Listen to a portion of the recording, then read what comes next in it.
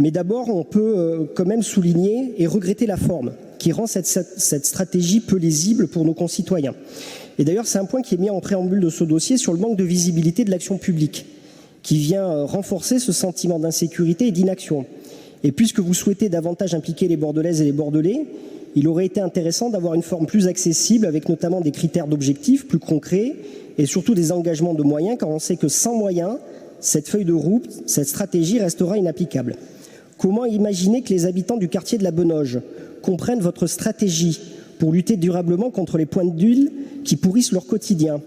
Comment voulez-vous que les habitants de la rue Clément et du quartier Saint-Genès comprennent comment on va éradiquer les cambriolages dont ils sont victimes depuis des mois? Comment voulez-vous que les riverains de la place des Capucins comprennent comment ils vont retrouver la tranquillité de leur quartier livré depuis des mois à toutes sortes de trafics et de rixes? Comment voulez-vous que les riverains du pont d'Aquitaine comprennent comment on va stopper les rodéos quotidiens et prendre en compte leur détresse? Ensuite, sur le parti pris, qui fait une grande place à la prévention. Sur les 25 fiches actions, 20 sont dans le champ de la prévention et seulement 5 sur des dispositifs plus ou moins concrets de lutte contre certains phénomènes de délinquance. Alors même si oui, il faut avoir une politique forte de prévention, et d'ailleurs on peut souligner et encourager ces initiatives, je crois qu'une stratégie de sécurité, elle doit s'appuyer sur ces deux jambes.